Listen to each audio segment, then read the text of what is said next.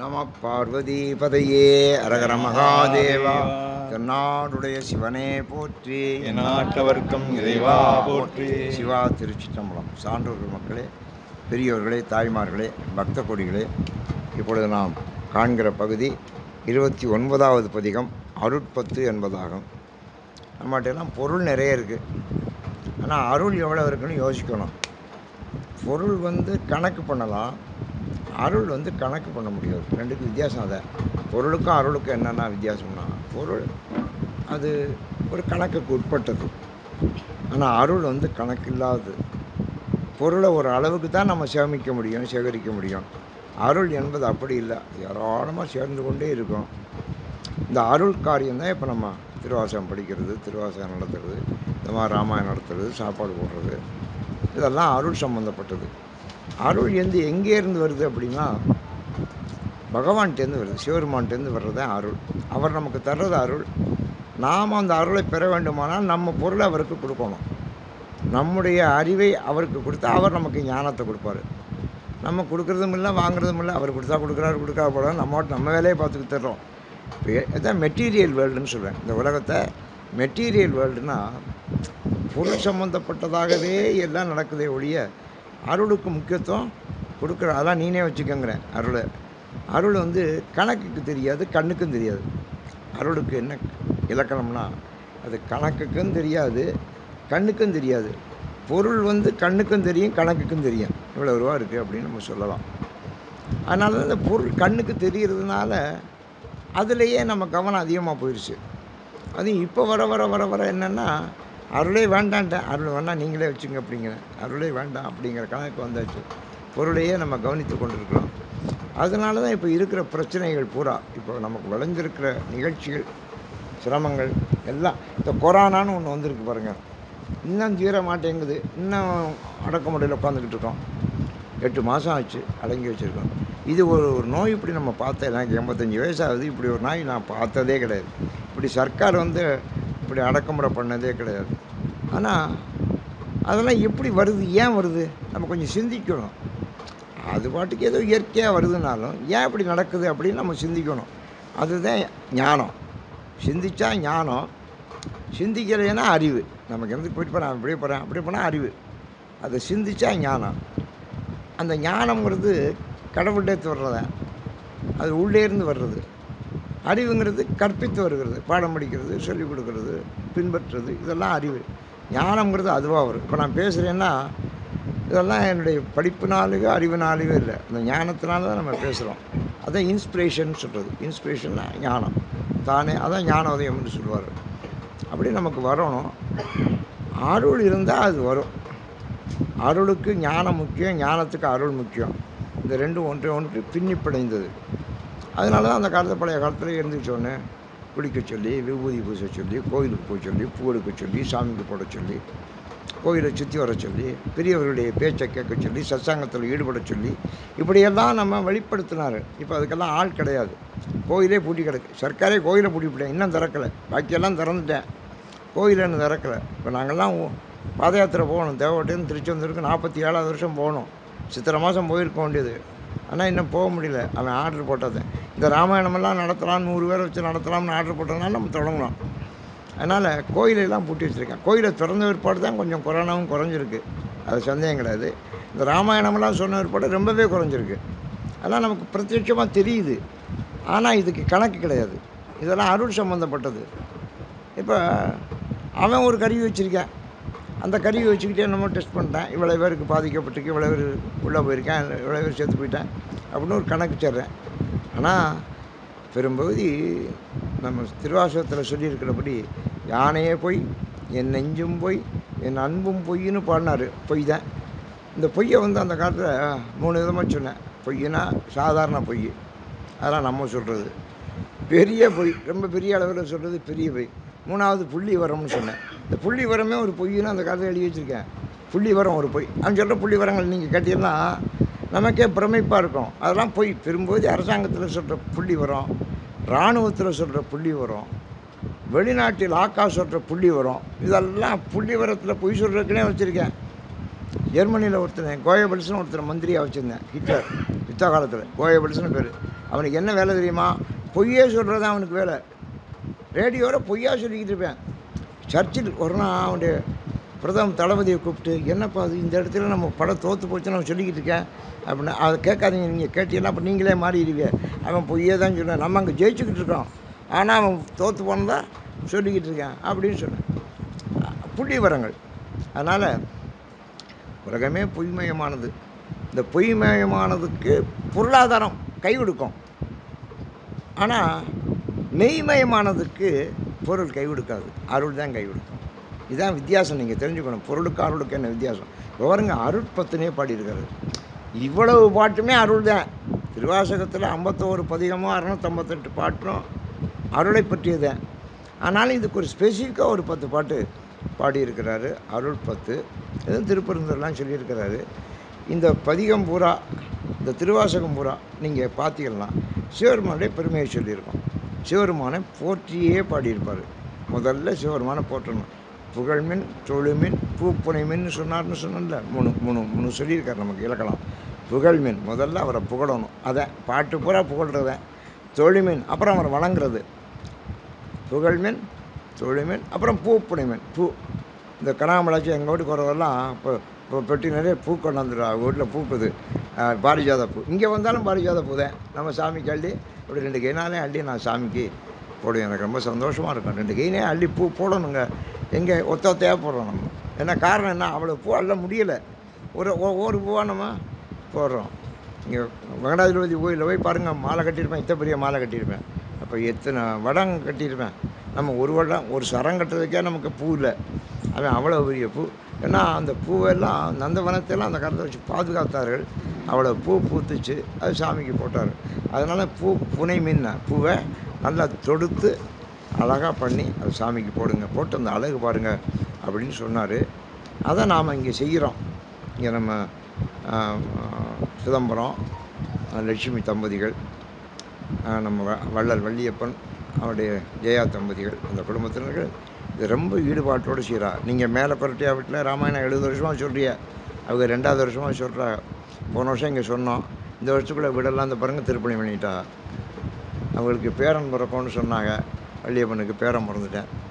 அவங்களுக்கு காலில் அடிபட்டு இருந்தா, கால் சரியாக போச்சு. சம்சாரம் அமெரிக்காவில் போய் மாட்டிக்கிட்டு கொரோனாவில் வர முடியாமல் இருந்தாங்க. நம்ம ராமாயணம் நடத்துகிறோம் வந்துடுவான்னு சொன்னோம். அதே படிக்க அவள் வந்துட்டான். அவங்க பையன் வந்துட்டேன், அவனுக்கு பெங்களூருக்கு மாறிடுச்சு. ஒரு வருஷத்துக்குள்ளே என்ன மாற்றங்கிறீங்க? இதெல்லாம் நம்மளால் சிந்திக்க முடியுமா, செயல்படுத்த முடியுமா? கொஞ்சம் ஒரு செகண்ட் நீங்கள் யோசிச்சு பாருங்கள். இதெல்லாம் நம்ம சிந்திக்க முடியாது, செயல்படுத்த முடியாது. ஒரு காலில் அடிபட்டு கிடக்க வர முடியலை, எல்லா நிகழ்ச்சிக்கும் வருவார். நான் சொன்னேன், அதெல்லாம் ஒன்றும் இல்லையா, உங்களுக்கு நிறைய கண்ணீர் அது காலில் தான் வந்து இறங்கும். கண்ணீர் கால் வழியாக தான் கழியும். இப்போ கார் வச்சுருக்கோம், காருக்கு கண்ணீர் வந்துச்சுன்னா கார் கண்ணாடி தான் உடையும். கார் கண்ணாடி உடஞ்சிச்சின்னா கண்ணீர் விலையிருச்சுன்னு அர்த்தம். இதெல்லாம் நமக்கு தெரியறதில்லை. அதனால் கண்ணீர் கழியணும். இப்போ அவருக்கு நீங்கள் நம்ம ராமாயணம் நடத்துகிறோம், நீங்கள் நடந்துக்கணே. இப்போ ராமாயணம் நடக்கிற ஒரு ஓடுறாரு, நடக்கலை, என்னை விட அவர் தான் வேகமாக ஓடுறாரு. அப்போ கடவுள்னு ஒருத்தர் இருக்கார், அவருடைய கருணை நமக்கு பாயுது, அருள்னு அதுக்கு பேர். அந்த அருள் பொழியுதுங்கிறத நமக்கு தெரிஞ்சுக்கணும், அனுபவத்தால் உணரணுமே ஒழிய சொல்லி தெரியறதில்ல. சொல்லி தெரியறதுங்கிறது வேறு. காங்க்ரீட்டாக இருந்தால் தான் சொல்லி, இந்த வீடு சின்னத்தனா வீடு அப்படின்னா காங்க்ரீட்டாக இருக்குன்னு நமக்கு தெரியுது. காங்க்ரீட்டாக இருக்கிறதெல்லாம் நமக்கு தெரியும். பெருசாக இருக்கலாம், பருமமான பொருள் அது தெரியும். ஆனால் நுட்பமானது இது. அருள் என்பது நுட்பமானது, பொருள் என்பது காங்க்ரீட்டாக உள்ளது. மக்கள் எப்படி இருக்காங்க, கடவுளை காட்டுங்களேன். கடவுளை எங்கே காட்டுறது? இப்போ இந்த வைரஸ் வந்திருக்கு, கொரோனா, அந்த வைரஸை காட்ட முடியுமா? காட்ட முடியும். ஆனால் எல்லாம் நம்புகிறானே. ஆரம்பத்தில் இந்த வைரஸ் வந்தோடனே டிவியில் காட்டினேன், லிஃப்ட்டுக்கிட்ட போகிறேன், லிஃப்ட்டில் ஒருத்தர் கொரோனா இருக்குது, அவள் தொட்டுட்டு போகிறா, அது சிவப்பாக காட்டுறேன். அப்புறம் அடுத்தாப்பில் போய் பட்டன் தொடுறேன், தொட்ட உடனே அது சிவப்பாகுது, இது தொடுது, இவ கொரோனா அப்படின்னு படம் காட்டினேன். அவன் லிஃப்ட்டில் ஏறுறதை விட்டுட்டான் தெரியுமோ இந்த படத்தை பார்த்த உடனே. காரணம் என்ன? அவ்வளோ வேகமாக அப்படி பரவுதுன்னு காட்டினேன். அப்படிலாம் பரவலை. அந்த கொரோனாவுடைய இயல்பு என்னன்னு தெரியாமல் அவன் படம் முடித்து காட்டினேன். அதை பார்த்து ரொம்ப பேர் லிஃப்ட்டில் ஏறலை, பட்டனை தொடரலை, பட்டனை தொட கட்சி வச்சு தொடச்சி விட்டு அப்புறம் தொடுறேன். இதெல்லாம் உண்மை இல்லை. ஏன்னா அந்த வியாதியை பற்றி தெரியலை. அதனால் அவன் கற்பனையில் சொன்னேன். இப்போ அதெல்லாம் சொல்கிறது இல்லை. காரணம் என்ன? இப்போ புரிஞ்சுக்கிட்டேன். இப்போ எல்லோரும் போங்கங்கிறேன். என்ன கொஞ்சம் இடைவெளி விட்டு உட்காருங்க, மாஸ்க்கு போட்டுங்க, கொஞ்சம் கை தொடச்சிங்க, இவ்வளோதான். ரொம்ப எளிமையான வியாதி இது. இது ஒன்றும் பெரிய வியாதி இல்லை. எவ்வளோ பெரிய வியாதியெல்லாம் தான் உலகத்தில் சந்திச்சிருக்கோம். அப்போ கொரோனாங்கிறது கண்ணுக்கு தெரியலை, புதுசாக இருந்தது, லட்சக்கணக்காக பரவணுச்சு, எல்லா நாடுகளையும் பாதிச்சிச்சு. அதனால் அவன் கற்பனையில் சொன்னேன். இப்போ எல்லாம் பழகிட்டேன், தெரியுது. அதனால் அது கண்ணுக்கு தெரியலைனாலும் அந்த வியாதியை பற்றி இப்போ புரிஞ்சு வச்சுருக்கேன். அதே மாதிரி தான் அருள். கடவுள் கண்ணுக்கு தெரியலைனாலும் அதை அருள்னு புரிஞ்சு வச்சுருக்கேன். அதனால தான் நம்முடைய பெரியவர்கள் இவங்கெல்லாம் அதை பாடினாங்க. அதில் மாணிக்கவாசகர் ரொம்ப சூப்பர்ப்னு ஒரு வார்த்தை இருக்குது. ரொம்ப உன்னதமானவர் அவர். அவருடைய பாட்டுக்கு இணையான பாட்டு தமிழில் கிடையாது. திருவாசகத்துக்கு இணையான பாட்டு கிடையாது. அவர் கடவுளை நேரில் பார்த்தவர். கடவுளே அவருக்கு அந்த திருப்பெருந்துறையில் குருவாக வந்து அவருக்கு உபதேசம் பண்ணார். அவர் உபதேசம் பண்ணது என்ன அப்படின்னு சொன்னால், அதான் இந்த நமசிவாயங்கிற மந்திரம். நமசிவாயங்கிறது ஒரு மந்திரம். அந்த மந்திரத்தை உபதேசம் பண்ணார். நம்ம அந்த மந்திரத்தை ஜபிக்கலாம், அவரை வணங்கலாம், அவருக்கு நம்ம சேவை செய்யலாம், பூ போட்டு வணங்கலாம். இப்படி பல முறைகளில் நம்ம அந்த அருளை பெறலாம்.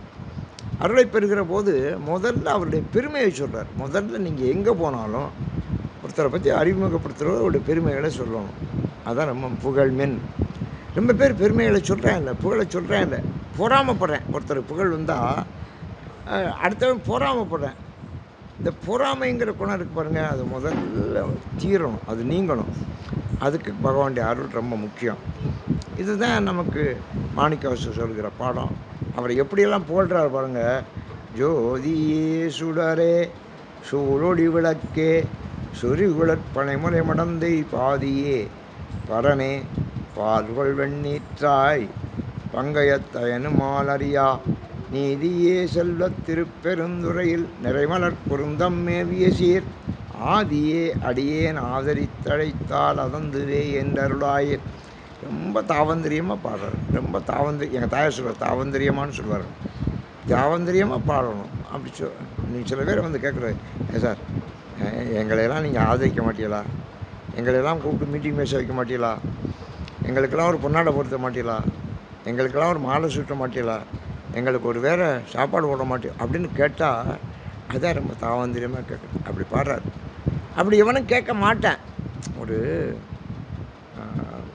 தன்முனைப்பு உள்ள எவனும் அப்படிலாம் பேச மாட்டான், கேட்க. அவர் வேணால் போயிட்டு போகிறாரு, அவரை வச்சுருந்தா வச்சுட்டு போகிறாரு, அவர்கிட்ட இருந்தால் இருந்துட்டு போய் நமக்கு எதுக்கு, அப்படி தான் சொல்லுவேன். அதுதான் ஈகோ. ஆனால் இந்த பணிவு எப்போ வற்படும் அப்படின்னா, பகவானிடத்தில் நம்ம ஈடுபட நம்ம ஒன்றும் இல்லைங்கிற நிலைமைக்கு வந்துடுவோம்.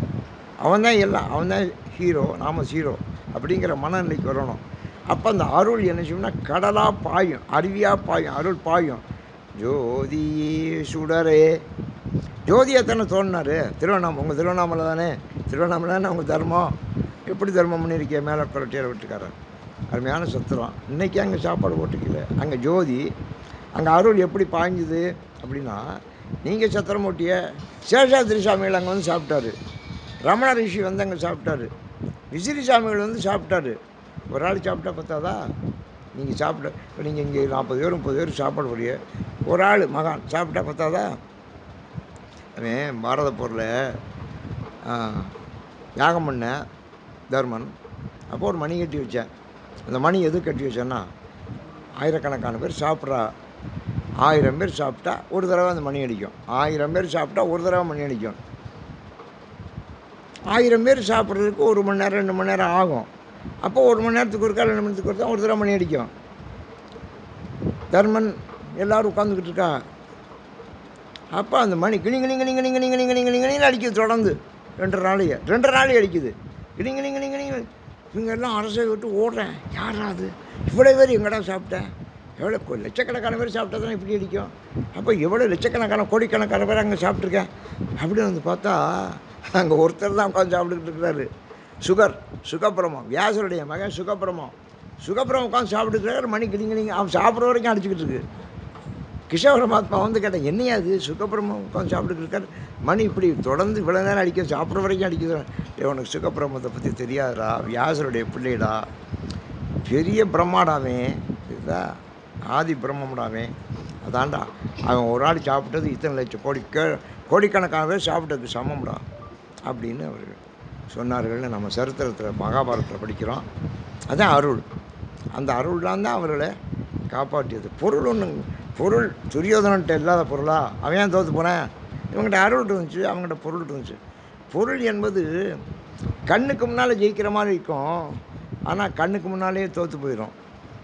It will fade away in front of our ஐன்னு சொல்லுவேன், அப்படி மறைஞ்சிரும். ஆனால் அருள் அப்படி இல்லை. அருள் வந்து காங்க்ரீட், நிரந்தரமாக இருக்கும். அதனால் ஜோதியே சுடரே.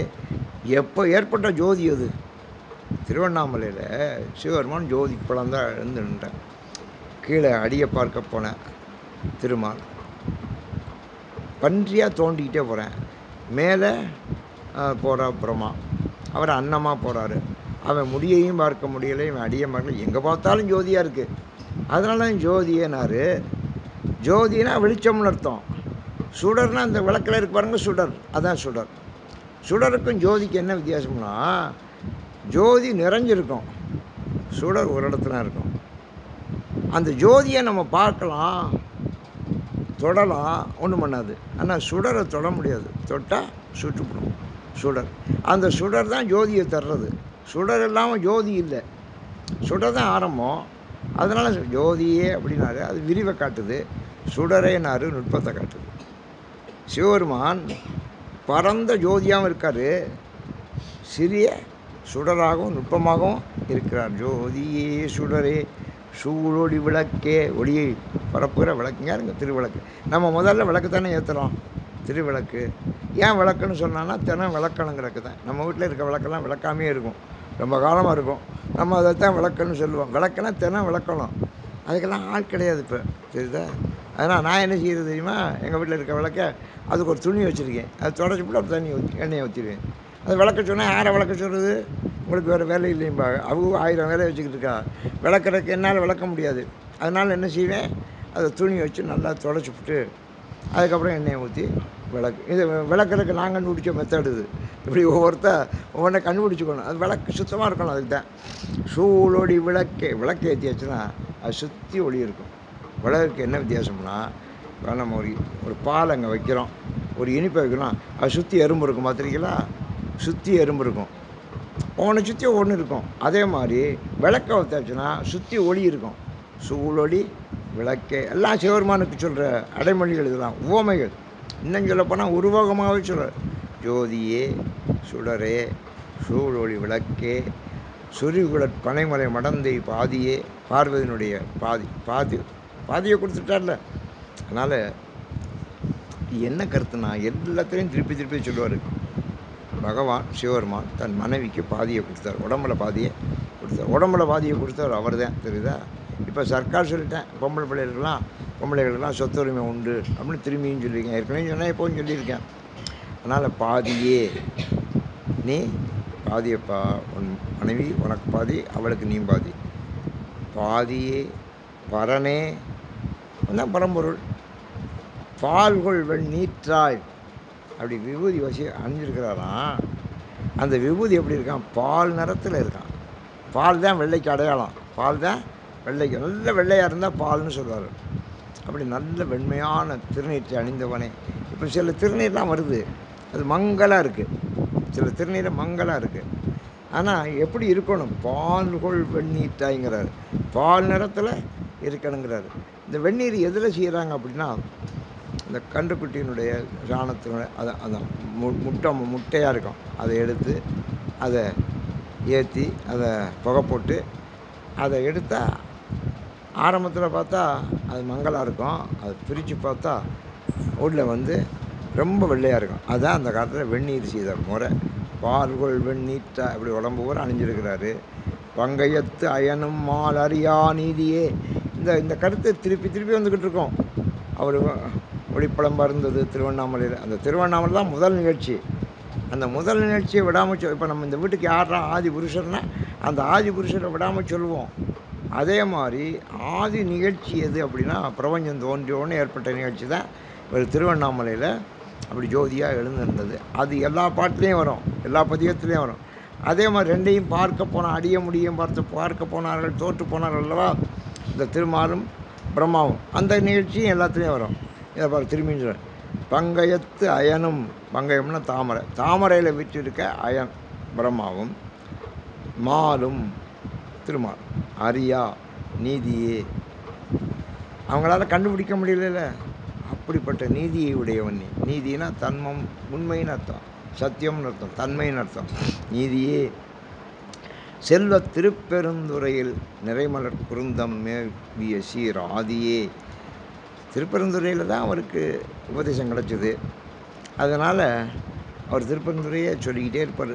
திருப்பெருந்துறையை பற்றி இவர் தான் இவ்வளோ பாடியிருக்கார். இதுக்கு முன்னாலேயும் கிடையாது, பின்னாலேயும் கிடையாது. திருப்பெருந்துறை ஒன்றும் பாடல் பெற்ற ஸ்தலம் இல்லை. திருப்பெருந்துறையில் இவர் போய் பாடினார். மாணிக்கவாசருடைய திருவாசகம் பெற்ற ஸ்தலம் அது. ஆனால் இன்றைக்கி திருப்பெருந்துறைக்கு என்ன மரியாதை அப்படின்னா, தில்லைக்குரிய மரியாதை திருப்பெருந்துறைக்கு வந்துருச்சு. திருவையாற்றுக்குள்ள மரியாதை திருவாரூருக்குள்ள மரியாதை வந்துருச்சு. தெரியுதா? அந்த காலத்தில் திருப்பெருந்துறை ஒன்றும் தெரியாது. அது சும்மா கடற்கரை. அங்கே வந்து படகுகள் இறங்கும், அதுலேருந்து யானைகள் குதிரைகள்லாம் வந்து இறங்கும், பொருள்கள் வந்து இறங்கும். அதுதான் திருப்பெருந்துறைக்கு இருந்த மரியாதை. இப்போ காரைக்குடி இருக்குது. இப்போ நம்ம செட்டிநாட்டில் 96 ஊரில் பெரிய ஊர் தான் காரைக்குடி. ஆனால் நான் பாடல் பெற்ற ஸ்தலமா? இங்கே என்ன பாடல், யார் வந்தா, என்ன பாடல் பெற்றது? அழகுட்டியார் ஏதோ காலேஜ் கட்டின ஏற்பாடு தான் அதுக்கு மரியாதை வந்துச்சு ஒழிய, இல்லைன்னா அது ஒன்றும் பெரிய மரியாதையெல்லாம் காரைக்குடி கிடையாது. நம்ம ஊரில் தலைநகர் அது. ஆனால் அதுக்கு ஒன்றும் பெரிய மரியாதை கிடையாது. பாட்டு கிடையாது. ஒரு பாட்டு அப்புறம் இருந்தாரா, சுந்தரம் இருந்தாரா, சம்பந்தம் இருந்தால், கடைசியாக மாணிக்கவாசரா அந்த பக்கத்தில் போகிற ஒரு பாட்டு பாட்டு போனாரா? ஒன்றும் கிடையாது. அதனால் இதுக்கெல்லாம் நீண்ட நெடிய வரலாறும் கிடையாது, நீண்ட நெடிய புகழும் கிடையாது. பாடல் பெற்ற ஸ்தலம். நான் சொல்லுவேன், நாங்கள்லாம் இந்த காரைக்குடியில் உட்காந்துட்டு இருக்கோமே, 50 வருஷம் வாழ்ந்தாச்சு, ஒரு பிரயோஜனம் இல்லைங்க. 50 வருஷம் வாழ்ந்தாச்சு, ஒரு பிரயோஜனம் இல்லை. திருவாரூரில் போய் ஒரு வருஷம் இருந்தால் போதுமே, தில்லையில் போய் ஒரு வருஷம் இருந்தால் போதுமே, திருவையாற்றில் போய் இருந்தால் போதுமே, திருத்தணியில் போய் இருந்தால் போதுமே. அங்கே இருந்த பலன் நமக்கு இங்கே இருந்து கிடைக்காது. நம்ம வாழ்ந்ததுக்காக ஒரு பலனும் கிடையாது.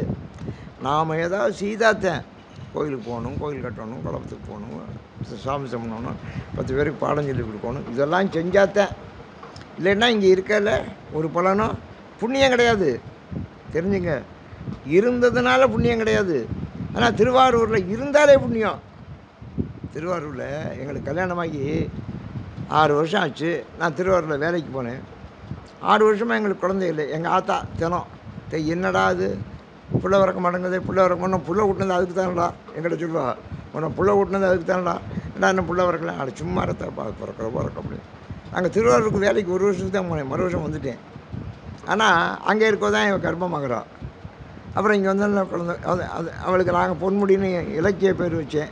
எங்கள் ஆத்தா கமலான்னு தான் பேர் வச்சா. ஏன்னா கமலாவுடைய திருவருளால் பிறந்த பிள்ளைடாது, அதனால் கமலான்னு அவள் கமலான்னு கூப்பிடுவா. எங்கள் ஆத்தா வச்சிடலாம் மாப்பிள்ளையும் கமலான்னு தான் கூப்பிடுவாள், நாங்கள் தான் பொன்முடின்னு கூப்பிடுவோம்.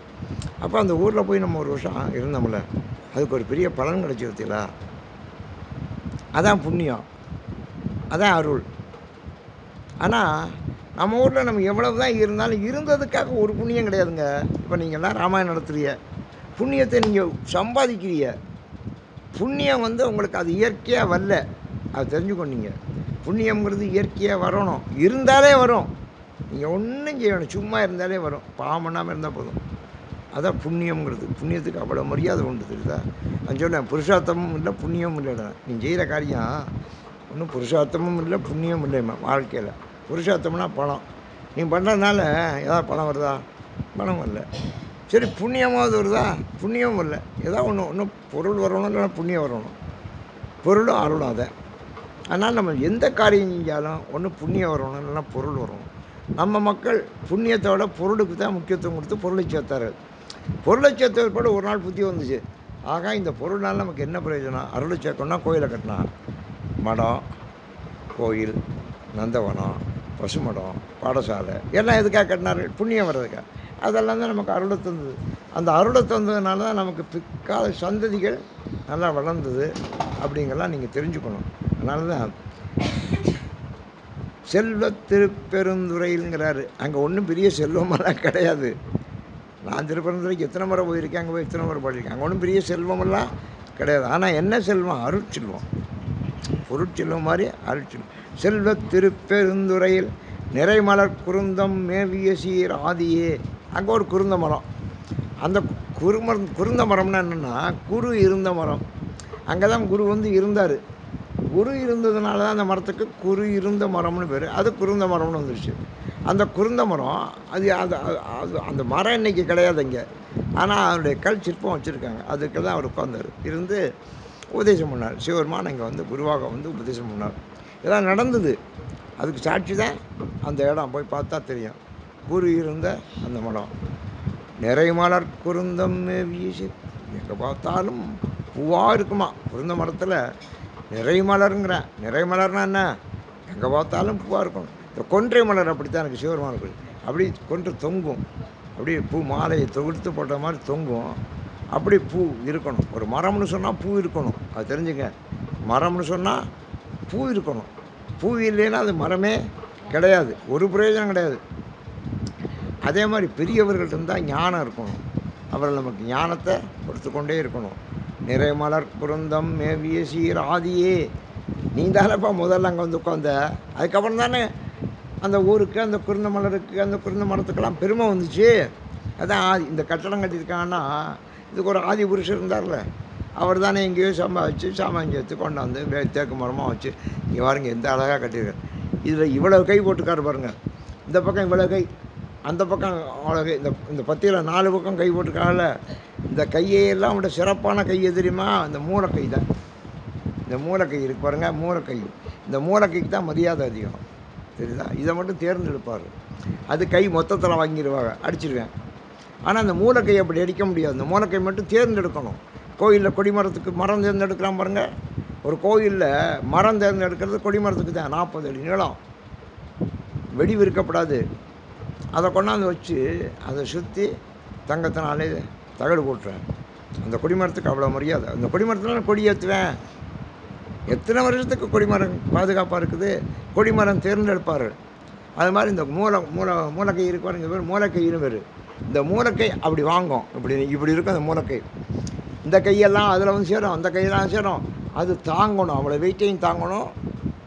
அதுதான் தாங்கிறது. ஏந்தல்னு பேர். தாங்கிறதுக்கு பேர் ஏந்தல்னு பேர். அது ஏந்து நிற்கிது. இப்படி இருந்தால் ஏந்துறது தானே. கை ஏந்துறது இப்படி தானே கை ஏந்துறோம். அந்த கை அப்படி அதுவும் கை தான் பேர். அது ஏந்தும். அது ஏந்துறதுனால இந்த பக்கமும் அடிப்பேன், அந்த பக்கம் அடிப்பேன். அது அவ்வளோ ஏந்திக்கும். இப்போ கம்மாயிலேயே நீங்கள் பார்த்தீங்கன்னா, கம்மாய்ங்கிறது எதுனா தண்ணி வந்து விழுகிறது. அந்த தண்ணி ரொம்பிருச்சுன்னா அது ஓட ஆரம்பிக்கும். ஓடுறது பக்கத்தில் இன்னொரு கம்மாய் இருக்கும். அந்த கம்மாய்க்கு பேர் அது கம்மாயின்னு இல்லை, அது ஏந்தல்மே. அந்த தண்ணியை அது ஏந்திக்கும். ஏந்துறதுங்கிறது இப்படி, விழுகிறதுங்கிறது இப்படி. கம்மாயில் வந்து தண்ணி இப்படி விழுகும். அது தண்ணி பெருகி வெள்ளம் வந்துச்சுன்னா அடுத்த ஊரில் இருக்க கம்மாய் ஏந்திக்கும். அது இது ஏந்துறது, அதான் கை ஏந்துறது. அதனால் இதுக்கு பேர் ஏந்தல்னு பேர். இப்படி கை மூளைக்கைன்னு பேர். இந்த மூளைக்கைக்கு அவ்வளோ மரியாதை உண்டு. ரொம்ப பேருக்கு மூளைக்கை தெரியும். இப்போ மூளைக்கை பழுதாக போச்சுன்னா நம்ம ரிப்பேர் பண்ணுற கஷ்டம். தச்சன்னு சொல்லிடுறேன், பொள்ளாச்சியிலே பார்த்துக்கணும், எடுத்துகிட்டு வாங்க சார் அப்படின்றேன். பொள்ளாச்சிக்கு போகணும் இதெல்லாம் எடுக்கிறதுனா. மூளைக்கை அவ்வளோ விசேஷமான கை. ரொம்ப பேருக்கு அந்த வீட்டினுடைய அமைப்பே தெரியுது இல்லைங்க. வீட்டில் என்னென்னு வச்சு கட்டியிருக்காங்கன்னு தெரியுதில்ல. அவ்வளோ அப்படி பாக்ஸ் பண்ணிட்டேன் பார்த்தீங்களா, அவ்வளோ சீல் பண்ணிட்டாங்க. எவ்வளோ பலகை, தேக்கம்பலையை வச்சு வீடு பூரா சீல் பண்ணியிருக்கானே. இன்றைக்கி இவ்வளோ பலகை வாங்க, இன்றைக்கி இருக்கிற பலகை இன்றைக்கி வாங்க போனால் 40 லட்சம் ரூபா இருக்கும். இதில் இருக்கிற பலகை மட்டும் 40 லட்சம் ரூபா இந்த வீட்டில். இதை போட்டுக்க பாருங்க, எங்கேயெல்லாம் பலகை போட்டுக்க பாருங்க. இந்த பலகை மட்டும் 40 லட்ச ரூபா வரும். இந்த கை 40 லட்ச ரூபா வரும். மூளைக்கையும் லட்ச ரூபா வரும். நமக்கு அதனுடைய மதிப்பு தெரியறதில்லை. இப்போ உங்கள் கூடலாம் என்ன எவ்வளோ மரம், 8 அளவு மேலே கொட்டையை விடு. அதனால் ஆதியேனா ஆதிக்கு எப்போதுமே மரியாதை பண்ணுங்க. இப்போ வருஷம் எடுத்து ஆரம்பிச்ச பாருங்கள், அதுதான் ஆதி, அதுதான் தோற்றம். அது மாதிரி இந்த வீட்டை கட்டினார் பாருங்கள், அவர் தான் ஆதி. அதனால் அந்த குருந்தம், அந்த திருப்பெருந்துறை, அந்த மண், அதுக்கெல்லாம் மதிப்பு எப்போது ஆதியில் வந்தது. எப்போ இவர் வந்து உட்கார்ந்தார் பாருங்கள். யார்? சிவபெருமான் வந்து உட்கார்ந்தாருங்க. சிவபெருமான் வந்து உட்கார்றதுனா சாதாரணமாக ஒரு ஊருக்கு வந்து அது ஒரு மரத்துக்கு உட்காந்து அவருக்கு உபதேசம் பெறுறதுக்காக அவருடைய டீமே வந்துருச்சு. எப்போவும் டீமோடு வரும்னு சொல்லியிருக்கேன். அவருடைய டீம் தேவர்கள்லாம் வந்தாங்க. வந்து உட்காந்து அடியாரில் உட்காந்து கட்டுக்கிட்டுருக்கா.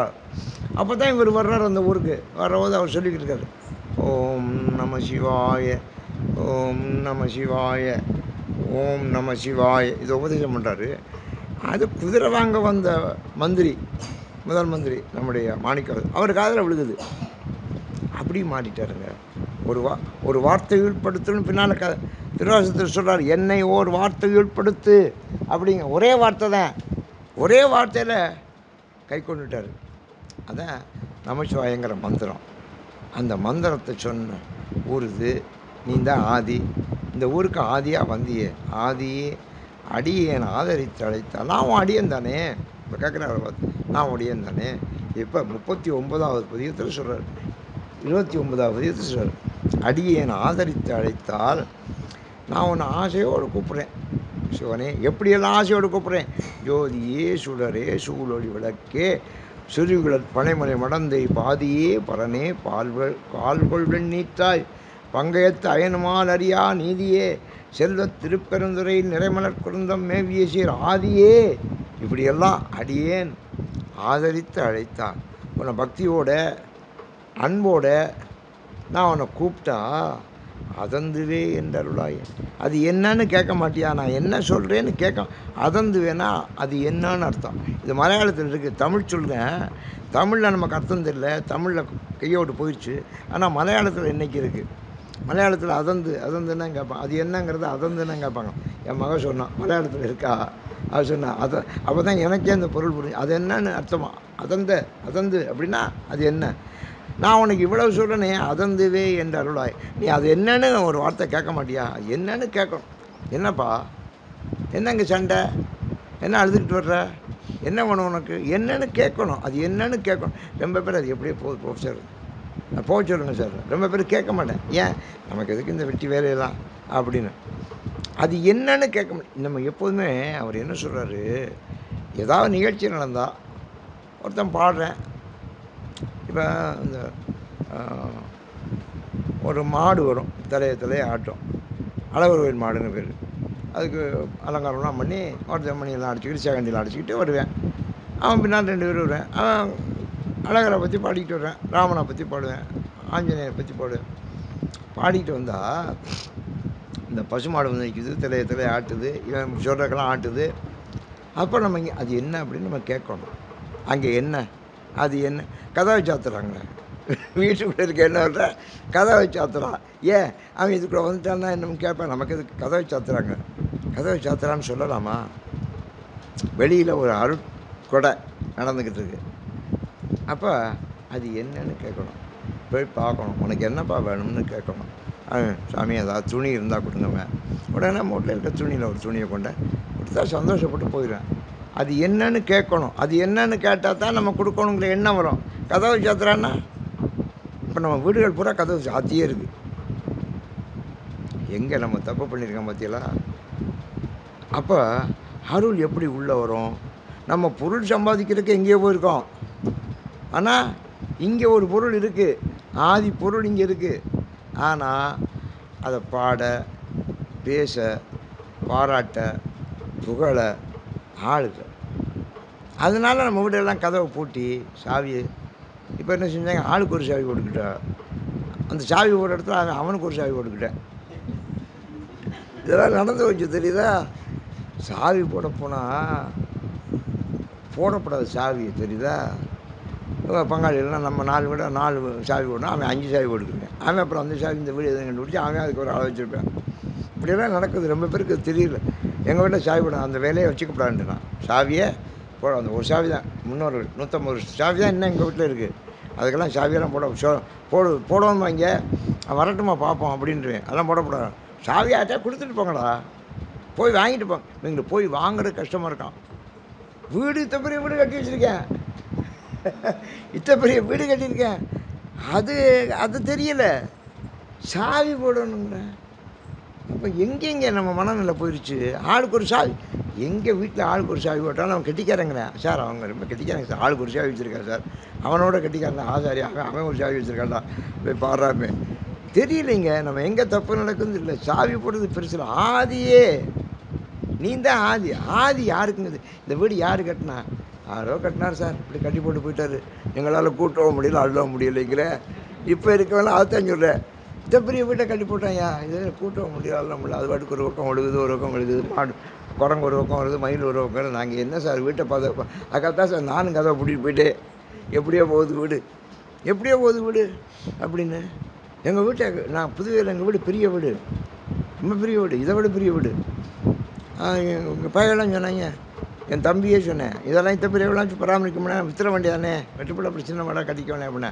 டேய் சொல்லாதரா, அந்த மாதிரி வாயில் சொல்லாதரா, வீடு பராமரிக்க முடியாது, நம்ம முன்னோர்கள் கட்டின வீட்டை பராமரிக்க முடியாது அப்படின்னு ஒரு முறை பராமரிக்கிறதுக்கு நான் தான் முதல்ல பணம் கொடுத்தேன். இங்கே திருப்பணி விட்டோம். அப்புறம் திருப்பணியே நடக்கலைங்க. அப்புறம்லாம் பிரித்து விடுவோம் அப்படின்னு சொன்னீங்க. நான் அப்படின்னு சொன்னேன், அந்த வேலையை வைக்காங்க நான். இப்போ இந்த பிள்ளைகள்லாம் பேர பிள்ளைகள்லாம் மயங்கெல்லாம் வெளிநாட்டுக்கு போய் சம்பாதிச்சு அவன் 40 லட்சம் 30 லட்சம் 20 லட்சம் அனுப்பிச்சுட்டேன். வீடு இப்போ கோடி ரூபாய்க்கு செலவு செஞ்சு இந்த திருப்பணி விட்டாங்க.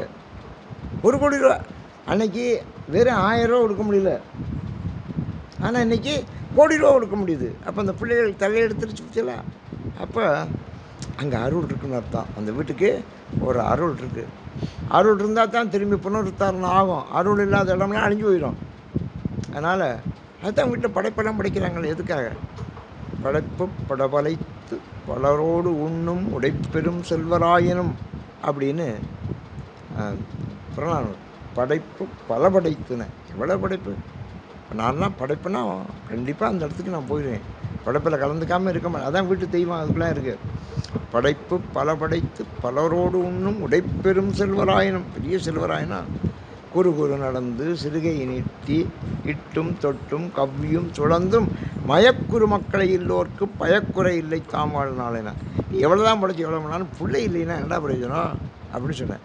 அந்த பிள்ளை செல்வமெல்லாம் நமக்கு அப்போ தான் கிடைக்கும், தெரியுதா? அந்த அருள் இருந்தால் தான் கிடைக்கும். ஆதியே அடியேன் ஆதரித்தழைத்தால் அதந்துவே எந்த அருளாயே. அது என்னன்னு கேட்க மாட்டியா? தாவந்திரமே கேட்குறேன். நிறுத்தனே நிமலா. அப்போ திருப்பி திருப்பி இந்த புகழ் தாங்க, சிவருமானுடைய புகழத்தை. நிறுத்தனே அதான் நான் டான்ஸ் ஆடுறாருல, நிறுத்தம்னா டான்ஸ்னு அர்த்தம், நடனம். எங்கே நடராஜாவை ஆடுற. நிறுத்தனே நிமலா. நிமலானா குற்றமற்றவனே. அமலான்னு சொன்னாலும் விமலான்னு சொன்னாலும் நிமலான்னு சொன்னாலும் எல்லாம் குற்றமற்றவனே அர்த்தம். நீற்றனே திருநீர் பூஜை. நெற்றி கண்ணனே. சிவருமனுக்கு மட்டும்தான் நெற்றி கண்ணு, தெரியுதா? நெற்றி கண்ணனே. விண்ணுளோர் பிரானே. தேவர்களுக்கெல்லாம் நீ தான் தலைவன். விண்ணிலத்தில் அங்கே யாரெல்லாம் இருக்காங்களோ அவளுக்கெல்லாம் நீ தான் பிரான். ஒருத்தனே. இந்த ஒருத்தனேங்கிறதுக்கு எவ்வளோ பொருள் தெரியுமா? ஒருத்தன், நீ ஒரு ஆள் தான்யா ஒருத்தன். ஒருவன் என்னும் ஒருவன் காண்க. அந்த வரி சிவரான் தவிர ஒருவன் என்னும் ஒருவன் காண்க. அந்த ஒருவன்கிறதுக்கு அவ்வளோ பொருளுங்க. ஒரு யூனிக்னு இங்கிலீஷில் பேச. இங்கிலீஷில் யூனிக் ஒன்றே ஒன்றா இருந்தால் யூனிக்னு பேர். UNIQUE. யூனிக்னா ஒன்றே ஒன்று. உலகத்தில் அது மாதிரி ஒன்று தான் இருக்கும். That is called unique. அதே மாதிரி ஒருவனே, யூ ஆர் யூனிக் அப்படின்னா அந்த நீ உனக்கு பேரல் கிடையாது, உனக்கு ஈக்குவலும் கிடையாது. உனக்கு ஈக்குவலும் கிடையாது, பேரலும் கிடையாது. ஒருவனே ஒருத்தனே. உன்னை ஓலமிட்டலறி உலகலாம் தேடியும் காணேன். சிவருமானே சிவருமானே சிவா சிவா சிவா சிவா சிவா சிவா சிவா. ஓலமிட்டு அலர்னேன். சத்தம் போட்டு கத்துறதுக்கு பேர் தான் ஓலம்னு பேர். நன்னி நற்கினியாய் ஓலம் அப்படின்னு. இந்த அசுரர்கள் தேவர்களை பிடிச்சி நசுக்குவேன்.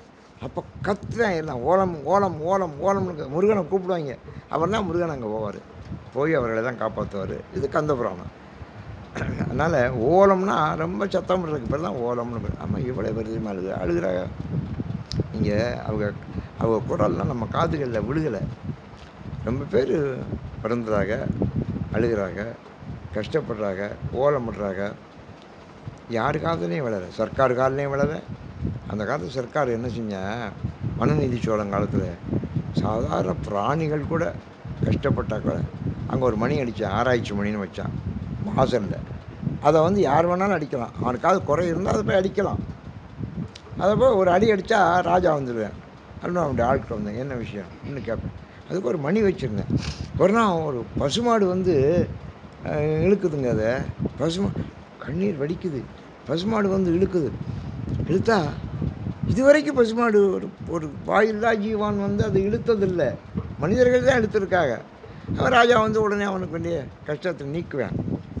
மனுநீதி சோழன் திருவாரூரில் நடந்தது. அப்போ திருவாரூர் தான் ராஜ்ய தலைநகர். ஒரு பசு அடிக்குது. எல்லோரும் என்னடா பசு கொம்புனால் அந்த கயிறை பிடிச்சிக்கிட்டு கொம்புனால் பிடிச்சிக்கிட்டு அடிக்குதுங்க. இந்த ஆச்சரியம் எல்லோரும் பார்க்குறாங்க. ராஜாவே ஓடியாந்தேன். ஓடி வந்து அந்த பசுவை சட்டி கொடுத்து கண்ணீரை துடைச்சி இதுக்கு என்ன கஷ்டம்னு போய் கண்டுபிடிச்சிட்டு வாங்கன்னு சொன்னான் மந்திரிகள் போயிட்டு வந்தாங்க. உங்கள் மகன் தேர் ஓட்டிகிட்டு போனேன் மெயின் ரோட்டில், அப்போ இதனுடைய கண்ணுக்குட்டி ஓடியாந்து தேர்காலில் விழுந்து அடிபட்டு செத்து போச்சு. அதுக்காக உங்கள்கிட்ட வந்து நீதி கேட்குறேன். அதான் நீதி போன பாட்டில் என்ன வந்துச்சு? அயனும் மால் அறியா நீதியே. இப்போ புரியுதா? நீதி ராஜாவுக்கு உரியது, கடவுளுக்கு உரியது. உங்கள்கிட்ட வந்துருச்சு நீதி. அதான் மனு நீதி சோழன் பேர். அவன் பேர் மனுதான். அந்த மனுவனுடைய நீதியை கை கொண்டதுனால் மனு நீதி சோழன். இது என்ன கஷ்டம் வந்து சொன்னாங்க. இந்த மாதிரி அடிபட்டு இப்போ இதுக்கு என்ன பிராயச்சித்தம்? இனிமேல் அதுக்கு உயிருக்கு உண்டாக்க முடியாது. இதுக்கு என்ன பிராயச்சித்தம் பண்ணணும் அப்படின்னு ராஜா கேட்குறேன். அவன் சொன்னாங்க எல்லோரும் இதுக்கு நம்ம ஒரு பரிகாரம் பண்ணிடலாம், ஒரு ஹோமம் வளர்த்துடலாம், பரிகாரம் பண்ணலாம். ஐயமார்களுக்கு நம்ம வந்து ஏதாவது வஸ்திரம் அது நன்கொடை கொடுக்கலாம், இல்லைன்னா இந்த மாதிரி கண்ணுக்குட்டி மாதிரி ஒரு கண்ணுக்குட்டியை செஞ்சு வச்சிடலாம். ஏன்னா அது சரியா? அதெல்லாம் எப்படி பரிகாரம் ஆகும்? உயிருக்கு உயிர் தானே. ராஜா கேட்குறேன், உயிருக்கு உயிர் தானே.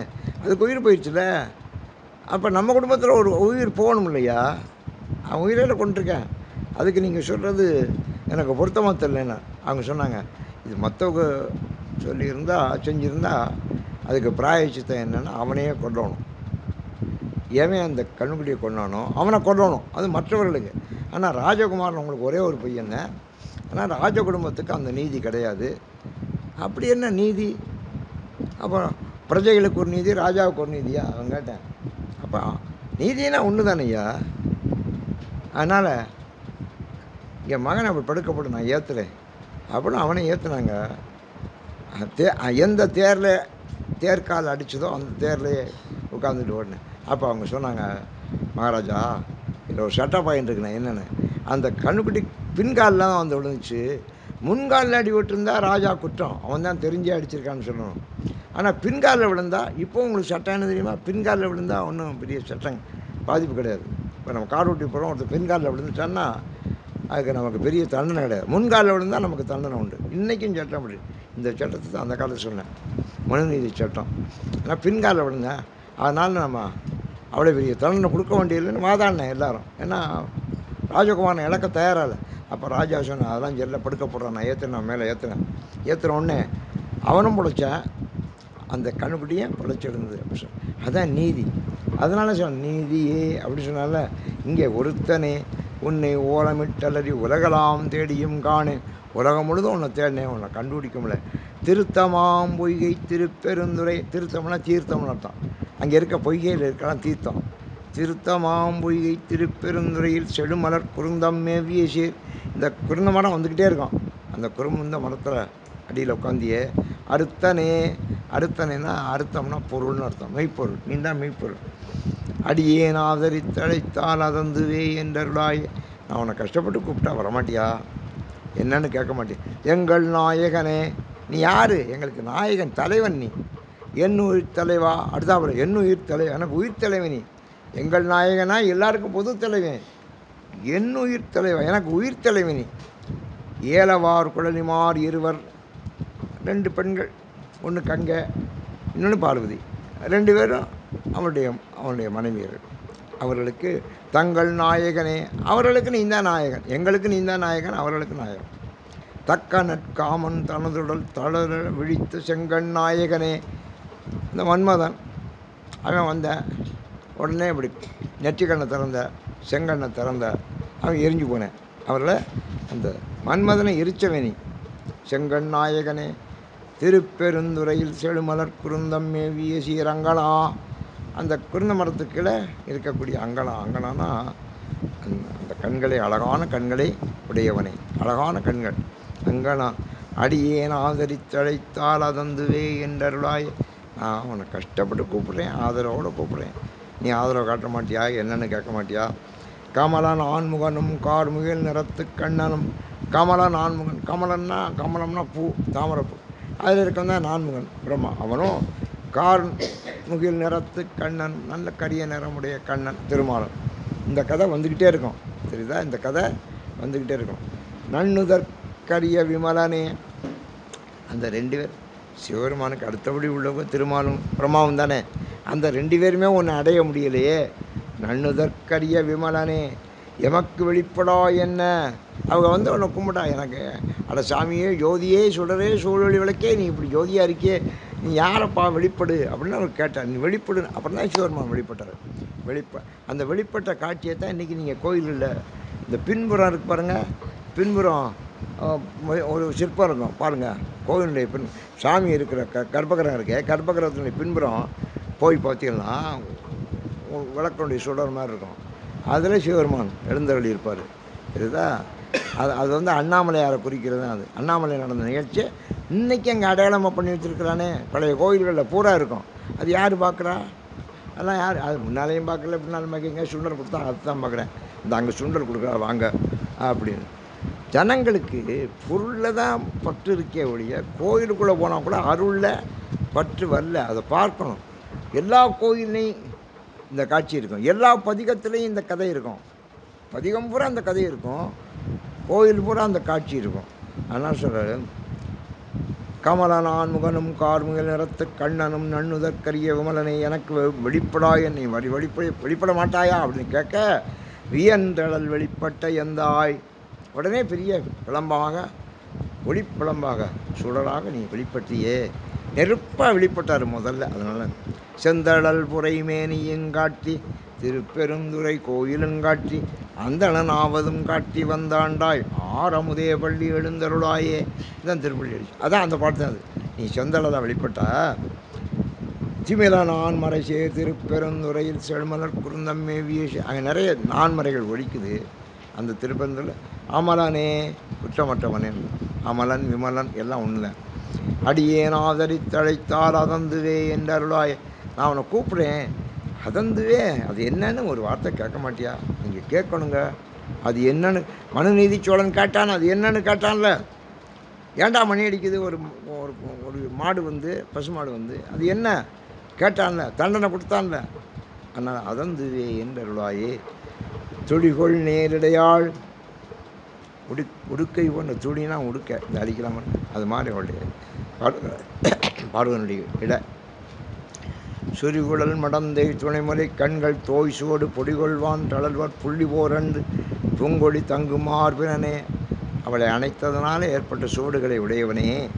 செடிகொள்வான் பொழில் சூழ் திருப்பெருந்துறையில் செழுமலர் குருந்தம் மேவிய சீர் அடிகளே. செடி மாதிரி வளர்ந்துருக்கு, குருந்தமெல்லாம் நல்லா புதராக வளர்ந்துருக்கு. அப்படி புதராக வளர்ந்த அந்த மரம், குருந்த மரம், அந்த துறையில் திருப்பெருந்துறையில் செழுமலர் குருந்தம் மேவிய நல்ல பூத்து குலுங்குது. அடிகளே அடியேன் ஆதரித்தழைத்தால் அதந்துவே என்ற சிவருமானே அடிகளேங்கிறார். சிவருமானே அடிகளே, உன்னை நான் கூப்பிட்டா வரமாட்டியா? துப்பனே, துப்பன்னா பவளம், துப்புனா பவளம், துப்புனா பவளம், பவளம் போன்ற நிறத்தை உடையவன். தூயாய், ரொம்ப தூயவன். தூய வெந்நீர் துதைந்தெழு துளங்கொழி வைரத்து ஒப்பனே. உடம்பு பூரா வெள்ளை வெள்ளையாக இருக்குது, விபூதி பூசியிருக்காரு. அது பார்த்தா வைரமாக மின்னுது, வைரமாக மின்னுது. உன்னை உள்குவார் மனத்தின் உருசுவையை அளிக்கும் ஆரமுதே. உன்னை யாரெல்லாம் நினைக்கிறாளோ அவங்க மனத்திலெல்லாம் நீ அமுதமாக திகழ்கிறாய். செப்பமாம் மறைசே திருப்பெருந்துறையில். திருப்பெருந்துறையில் செப்பமான ரொம்ப சிறப்பாக தப்பு இல்லாமல் இந்த மறைகளை ஒலிக்கிறார்கள். சில வீடுகளில் சில பேர் சாகாமல் கிடப்பாங்க, இழுத்துக்கிட்டே கிடக்கும். அப்போது ஒரு ஆட்சி விடுவா வந்து, யாராவது திருவாசகம் பாடுங்க, திருவாசகம் பாட்டால் போயிடும். அந்த காலத்தில் திருவாசகம் பாடினா போயிடும் அப்படி சொல்லுவா.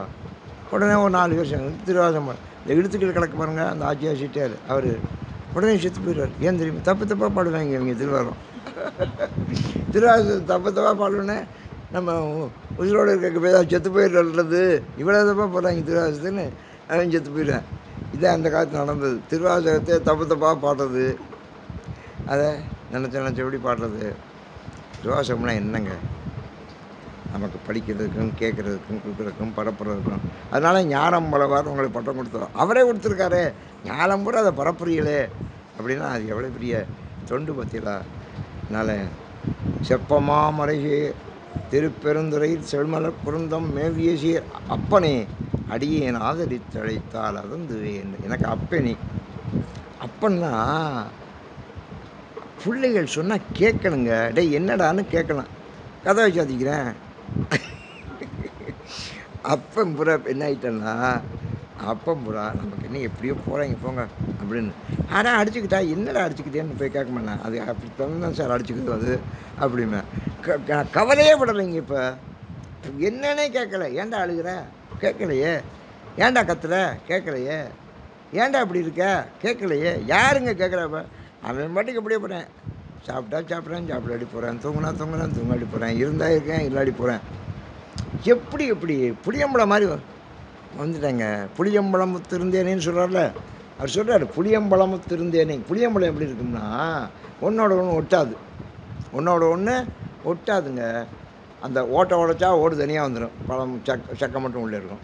அதை அப்படி பிச்சுனா அப்படி உள்ளேருந்து அழகாக வந்துடும். அந்த கொட்டை எல்லாம் தனித்தனியாக இருக்கும். ஓடு தனியாக இருக்கும், பழம் தனியாக இருக்கும், கொட்டை தனியாக இருக்கும். ஒன்றோட ஒன்று ஒட்டாதுங்க.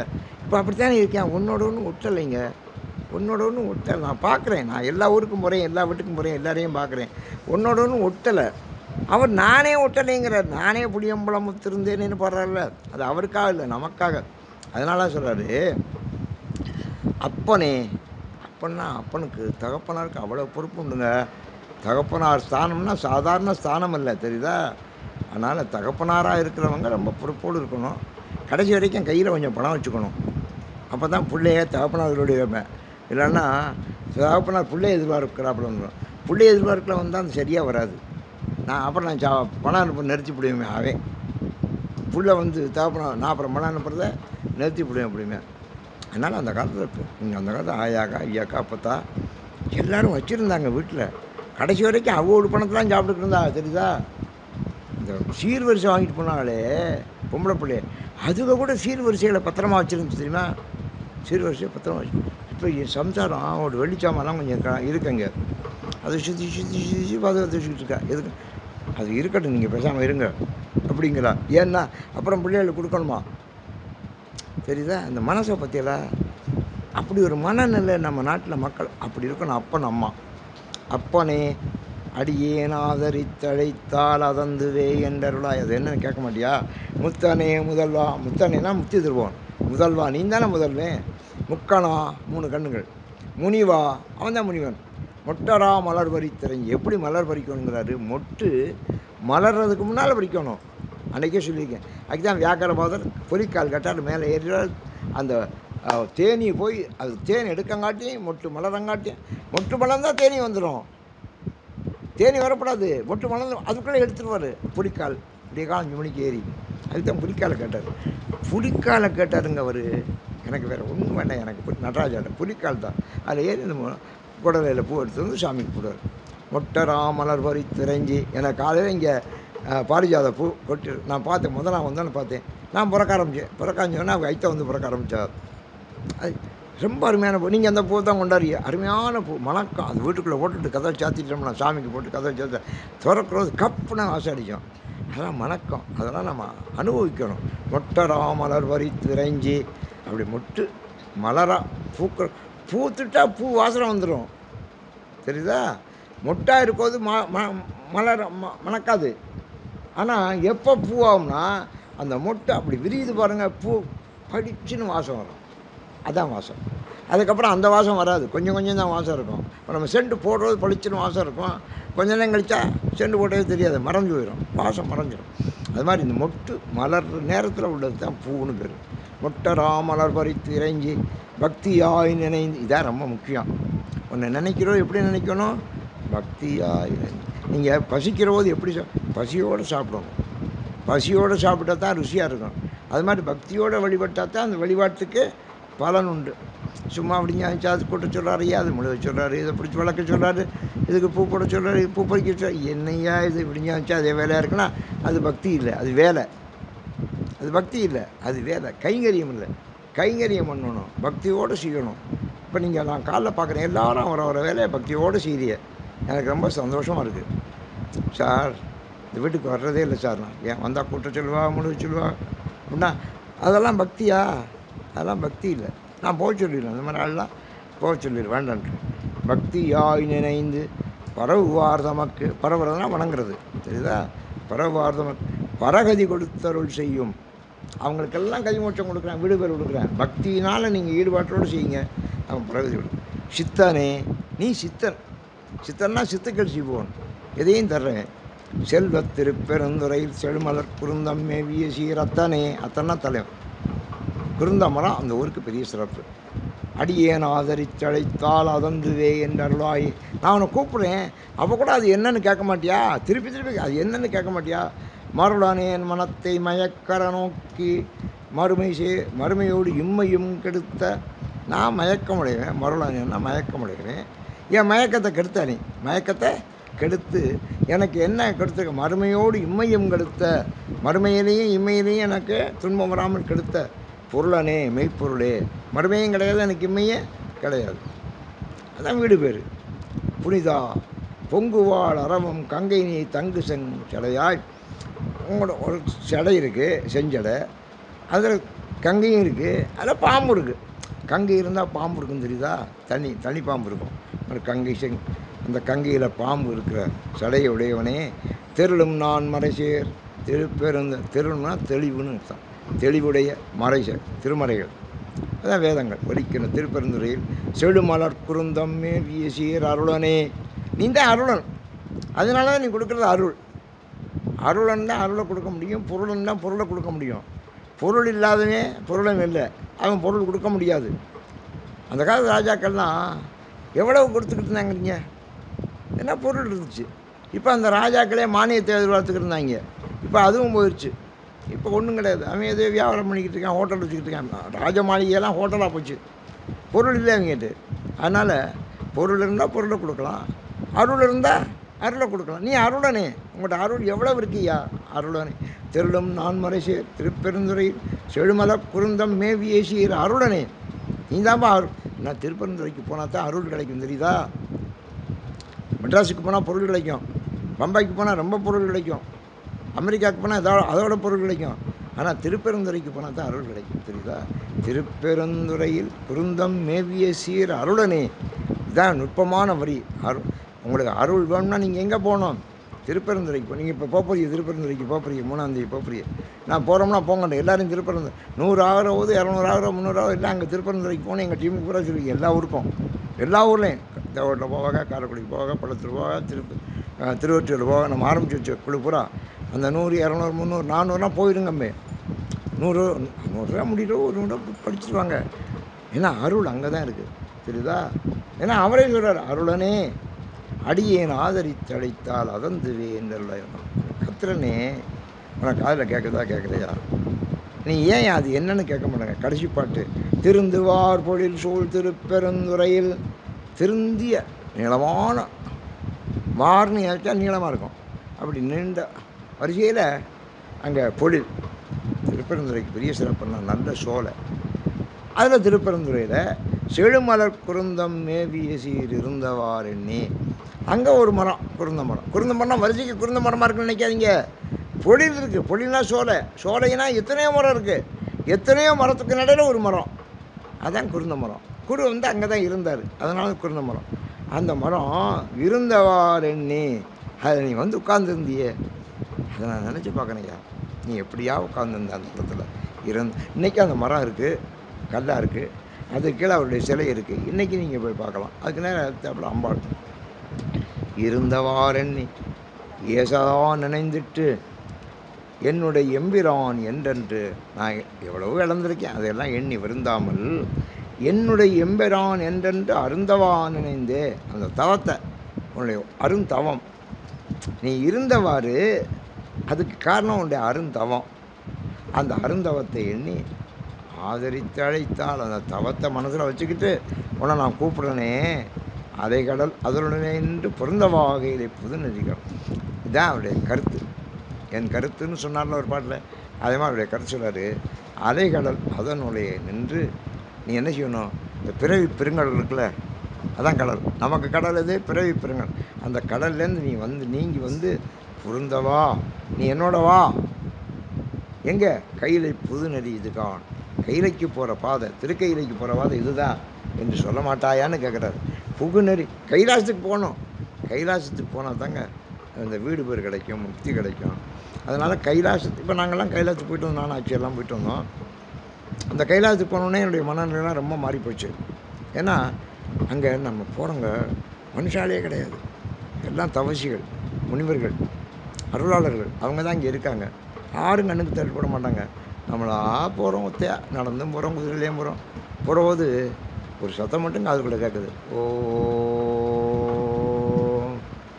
ஓம் காதுக்குள்ளே கேட்குது. ஒருத்தன் கேட்டேன், ஏன் சார் அப்படியெல்லாம் கேட்குமான்னு கேட்டேன். என்னடா கேட்குமாங்க? சங்கை எடுத்து காதுக்குள்ளே வச்சு போடுறா. காதுக்குள்ளே கேட்கும். சங்கே ஓம்னு சொல்லும். அதனால் சங்கு உதிரும். சரிதா? சங்குக்கு ஏன் மதிப்புனா அது ஓம் சொல்லிக்கிட்டே இருக்குது. ஓம்ங்கிறது தான் முதல்ல ஏற்பட்ட மூல மந்திரம். அதுதான் மூல மந்திரம் பேர். அதான் முதல்ல ஏற்பட்ட மந்திரம். அந்த பொருந்தவா கையிலை புதுநடிகள் புகுநடி டேய் கைலாசத்துக்கு வர பாதை இதாண்டா என்று போதாராய் நீனு வாடா என்ற அருளாயே. கடைசியாக சொல்கிற பாட்டு தான். என்ன பாட்டு? இதாண்டா கைலைக்கு போகிற பாதை, நீ வாடா அதுக்குள்ளே, நீனு வாடா அப்படின்னு சொல்ல மாட்டியா?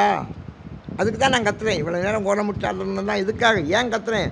இந்த கைலாசத்துக்கு போகிற பாதையை காட்ட மாட்டேன். நீ அலைகடல்னு வரணும். எப்படி அங்கேருந்து நீ பெரிய கடலை விட்டு இறங்கி வர்றா, எங்களுடைய பிறவி கடல் நீக்கி இங்கே வந்து இதாண்டா கைலைக்கு போகிற பாதை, போதராய் நீனு வா. போதராயின்னு அர்த்தம் நீனு வா என்று அருள் புரியாய், அதை செய்ய மாட்டாய் என்று கைலைக்கு போகிற பாதையை காட்டுவதற்கு உரிய நெறியாக இந்த அருள் காட்சி நமக்கு வழங்கப்பட்டிருக்குன்னு சொல்லி இது ரொம்ப நேரம் ஒரு 15-20 பேர் உட்காந்து இப்போ கேட்டிருக்கீங்க.